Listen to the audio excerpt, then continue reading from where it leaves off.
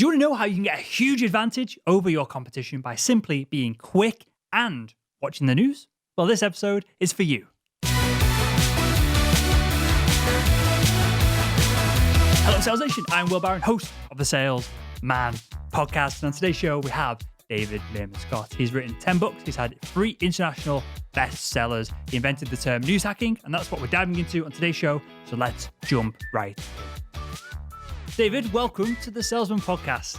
Hey, thanks, Will. It's great to be here. I'm glad to have you on. We'll dive straight in, and this is somewhat of a touchy subject with other guests that come on the show, so I'm excited to get your opinion on it, David.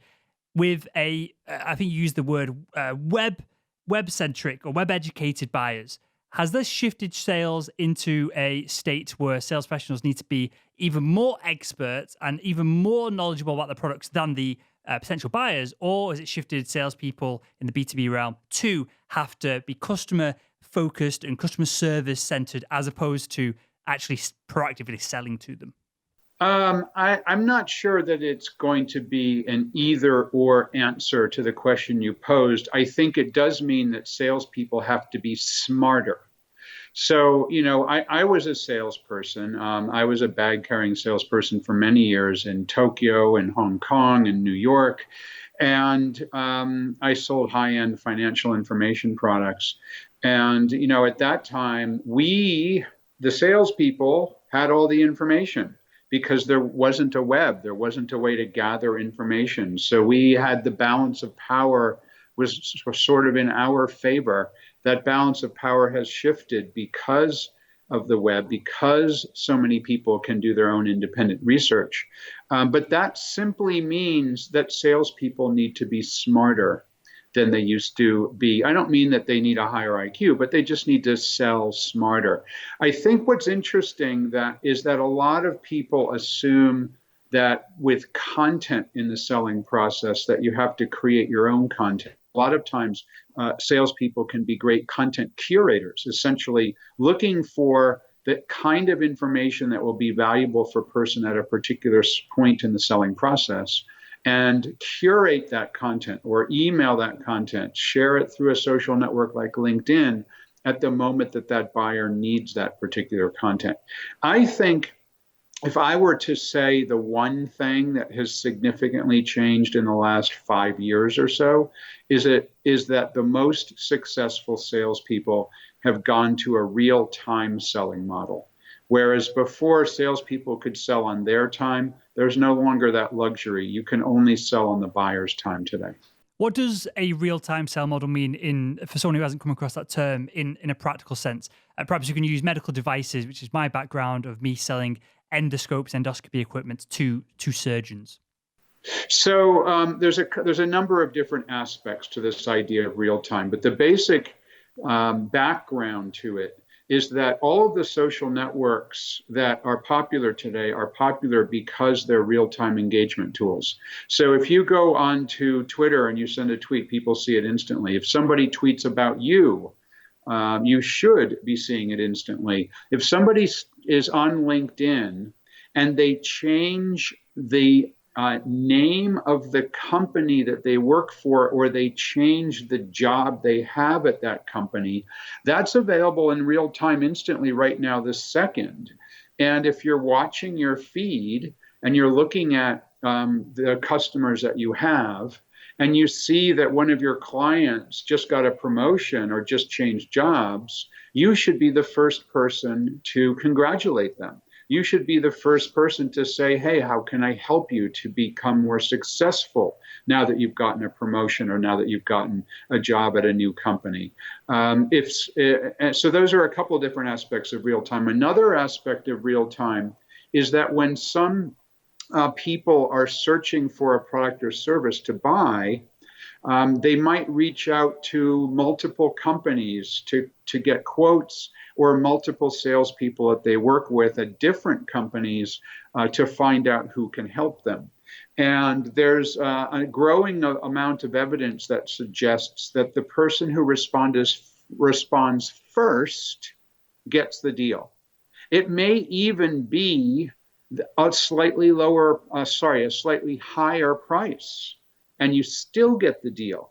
And the reason is because if somebody needs those something or other scopes that you used to sell, or still do sell, what, say it again, endoscopes used for endoscopy. So a laparoscope would endoscope. be So used to look inside you. if somebody needs endoscopes and they need them now, they might send a request to 3 of the salespeople that they work with at different medical supply companies. And if I respond in 3 minutes and say, sure, I got 100, I can send them tomorrow, then you may just get the deal because you're the fastest. You are the most real time of the salespeople.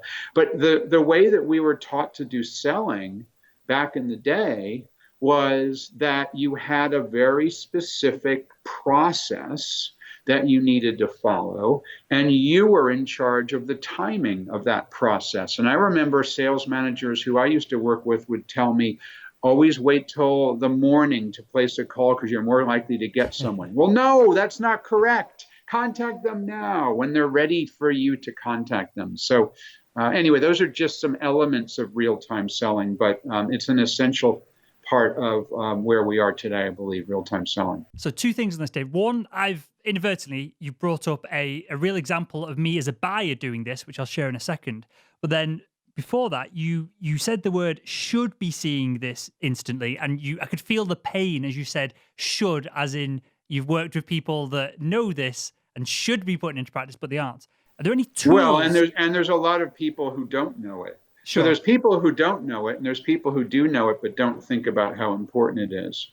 So there's all sorts of ideas around this idea of real time. We just shared a few. Well, for people listening to the show, now they're aware of it. Are there any tools that you could recommend other than perhaps refreshing LinkedIn every 15 minutes to see if anything's popped up with our customers? Is there any way to pull all this data together so it gives us an email or a notification or some other kind of ping on our phone when we should be reactive to certain business situations? Well, there's a bunch of different social monitoring tools that we can use.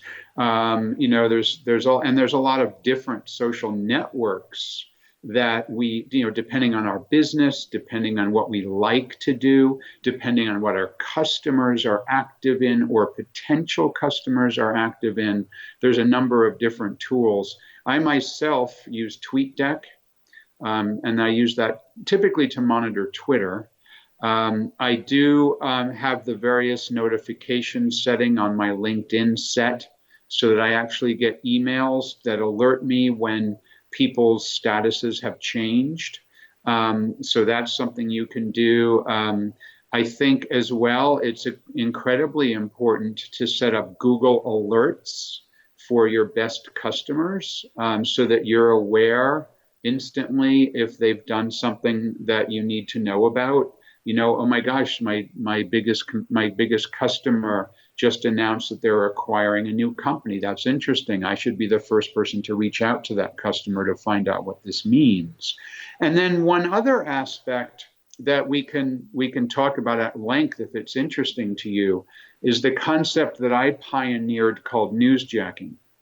And newsjacking is a subset of the idea of real-time marketing and real-time selling. But the idea of newsjacking is that if you follow what's going on in the news, and every single breaking story in the world follows a typical bell-shaped curve in terms of that news cycle, the news breaks, it grows in popularity and interest. Reporters and editors are looking for people to quote in their stories. People are looking for information about this topic on social networks. At a certain point, the news story peaks and it's become really important and popular. And then at a certain point, it starts to go downhill until it drops off and disappears. Now, there's a number of different news stories that are possible for salespeople to want to understand. So it could be the news story about something in your marketplace, medical supplies, for example, or the hospital industry, or a health insurance business, or whatever it might be in your case that you talked about.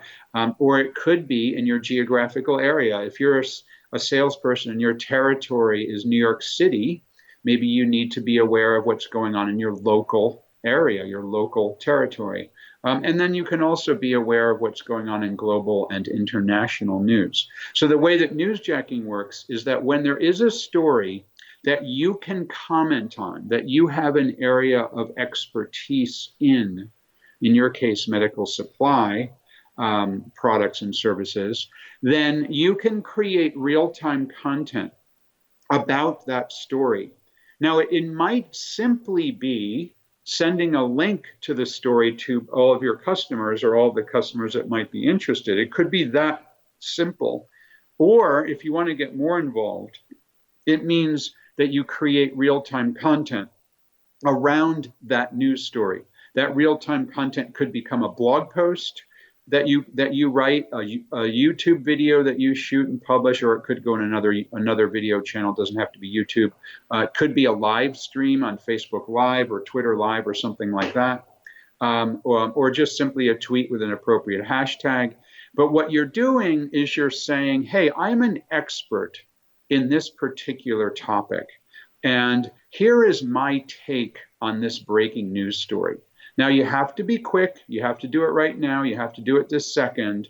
And then what might result by doing this is, number one, you might get quoted in the media stories because you are an expert and you're commenting on the news in real time.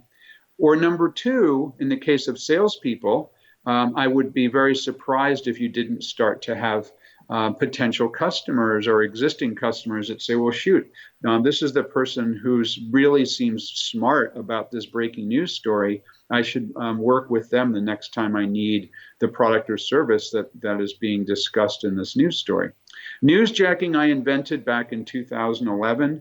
It's become so popular that the Oxford English Dictionary listed newsjacking in 2017 in the dictionary, and citing my work as the pioneer of newsjacking. As well, it was named to the Word of the Year for 2017. It was shortlisted for the Word of the Year in 2017. Another word got the win. But that's how big and important newsjacking is, and most salespeople don't understand what it is, or if they do it wrong. So I'm actually launching, and the audience know this, a science podcast. That's my side hustle to this main podcast.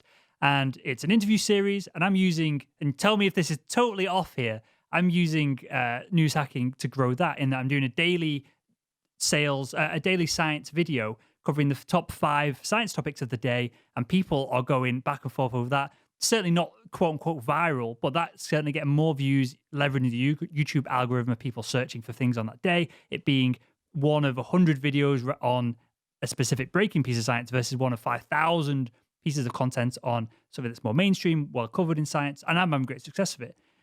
How does this look? How does this look real practical for I'll use me, medical device salesperson? Is this me adding the urologist that I'm selling to on LinkedIn, having that network there, and then when urology news comes in, I take my take on it and put it up as a short post, then share it with them? Would that be adequate? Would that get the momentum going for this?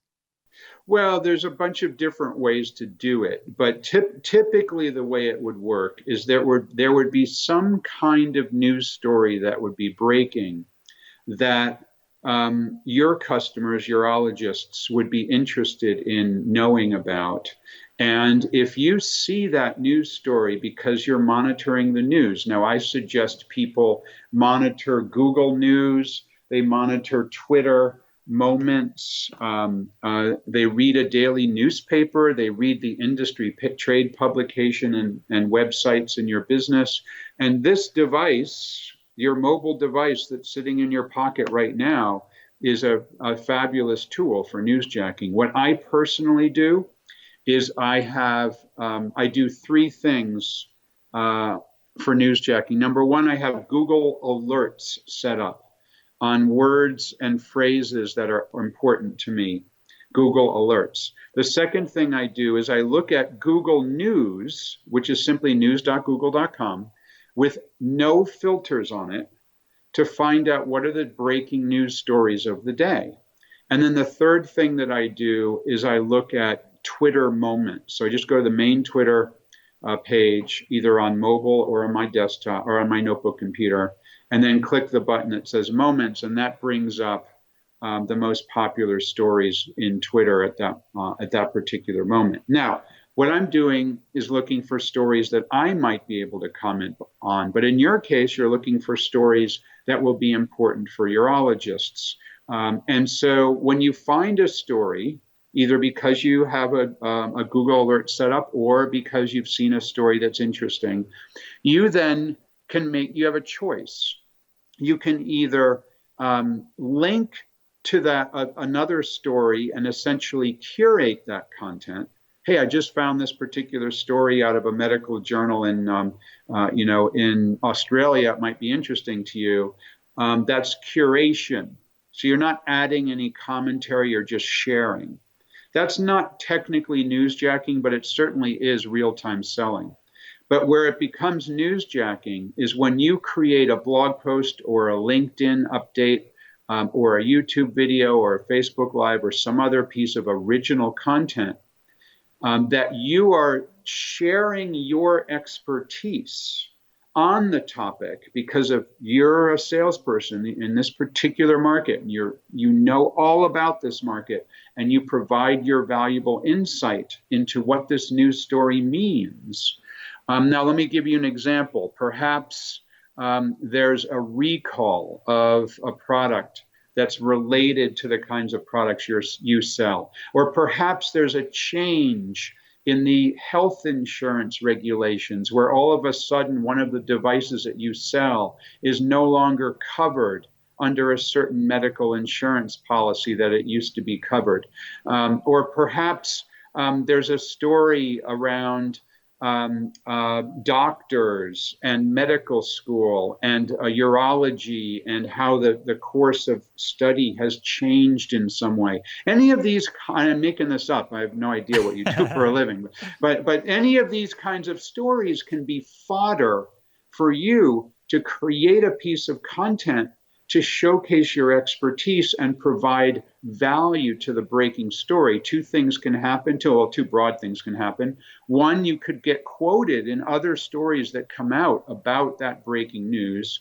And number two, you could have your existing and potential clients say, wow, this person's really clever. I should do business with them. Or, hey, that prompts me to actually buy something right now. So you're setting yourself up to be the number one person to get these inbound requests, which is different to where we started off the show. And I want to drag it back to this for a second, and that's speed. And then I want to get your take, and we'll wrap up on this, David, of the psychology of why speed is so important. And we'll start with an example of by massive request of the audience, I've started doing a bit of coaching, and I've hired a local sales trainer to do the sales coaching element of it. I'm then kind of managing the audience, managing a funnel of people to come in to do the coaching, and I'm helping out on the back end as less of a sales trainer, expert coach, but more as someone to ask, bounce questions back and go back and forth with different ideas. I put out a post on LinkedIn asking people to tag local to Yorkshire to Leeds, where I live, sales trainers that are recommended. A bunch of people came in. I then messaged each one of them and said, look, can you give me a day rate? And then we'll get on the phone and have a chat. Almost everyone did what I guess we're taught to do, which is let's get on the phone and chat before I give you the pricing and blah, blah, blah, blah, blah. And obviously trying to get themselves on a phone call so they can sell multiple things, different things. I hired the first person who had a legitimate website, had content on there that give me a day price. I think it was like 650 quid a day was the day price. And so I've hired him for 8 weeks, 1 day a week, to take all these coaching calls from listeners of the show. He didn't do anything special. He just did what I asked him. No, he did do something special. He responded to you quickly and provided the information you were looking for. And it's sad that that's special, but it is special because most people don't do it. Let me just ask you this, because this clearly you've been a quota-carrying salesperson in the past. Is this a modern, recent shift in that customers know what they want, they just want it, and if you give it to them, they'll buy it immediately from you? Or has this been a gradual shift over the years that, along with more information on the internet, they've turned into that mindset rather than accepting the fact that the salesperson wants to grab hold of them on the phone first? Well, I mean, it's been gradual, but recently I think the pace of change has accelerated. I mean, there's no question that buyers have way, way more information than they did before. And there's no question that buyers do their independent research before they make a decision. And there's also no question that most salespeople are still working off the old playbook, which is you got to get them on the phone and sell them. But in fact, people want to buy. When you're ready to buy, you want to buy. You don't have to be sold to. And people have already done their research. They've already, like you said, you looked at people's websites in your region. You've already done the research. All you're looking for is a little bit more information and a price quote. So I had a similar experience. I'm in my, I'll give you a little quick tour of this office, but I'm in my office here. This is my new office. Very nice. And thank you. And so I needed to move my office from one place to another in the town I'm in. So it was not a very significant move, but I thought it would cost maybe $1,000. I don't know. I didn't know how much it was going to cost. So I went to the Google machine and I live in the Boston area. So I went to the Google machine and typed in moving companies in Boston. And I got a whole bunch of results. I looked at approximately it's somewhere between, I forget the number, 6 and 10 websites that appeared in the first 2 pages. Now, first of all, you have to appear in the first 2 pages for me to even consider you. And then of the 6 or 10 websites that I looked at, I chose 3 to reach out to and ask for a price quote. I sent them each a picture of my former office, and I said, here's the office, here are the things I need to move, here's my rough time frame. Please let me know if you can help me. And I sent those 3 emails at exactly the same time. The first company got back to me in 2 hours.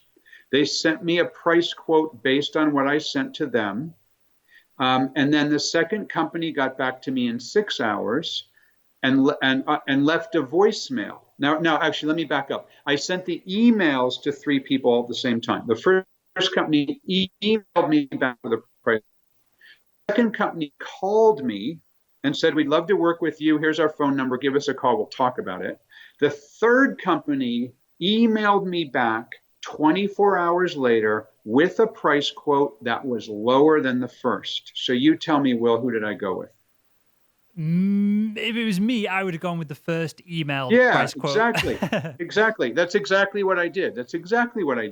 I'm going with the company that reached out to me quickly. I'm going with the company that wants my business. I'm going with the company that I think will arrive at my office on time because they send their email replies on time. And even though there were slightly more money, it wasn't a lot more money, but even though there was slightly more money, I went with the company that was the fastest to respond.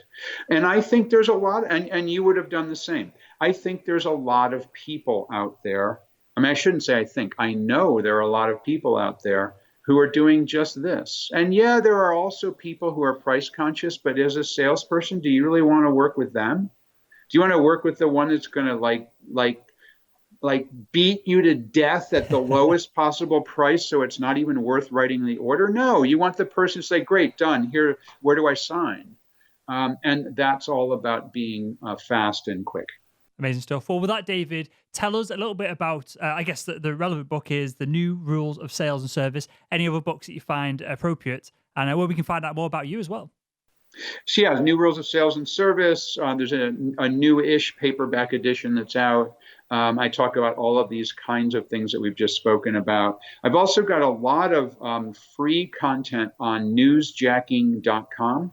And you can get some charts and some infographics and learn about newsjacking. I also have a pretty cool news feed that I publish of interesting newsjackings that have happened and people who have been successful with the ideas of newsjacking. So that's newsjacking.com. Twitter, I'm DM Scott, DMSCOTT, always willing to connect with people on LinkedIn as well. But I think this whole idea of instant engagement is really where we're at. For sure. And I guess there's multiple levels of this. We need marketing, we need companies' websites to be able to pass leads across. And it's perhaps not just a sales role. Perhaps it's integration between it all. And perhaps that's a conversation for another episode. But with that, David, I want to thank you for your time, your insights on this, and for joining us on the Salesman Podcast. It's great to be here, Will. Thanks so much. You're a fantastic interviewer, and I enjoyed myself.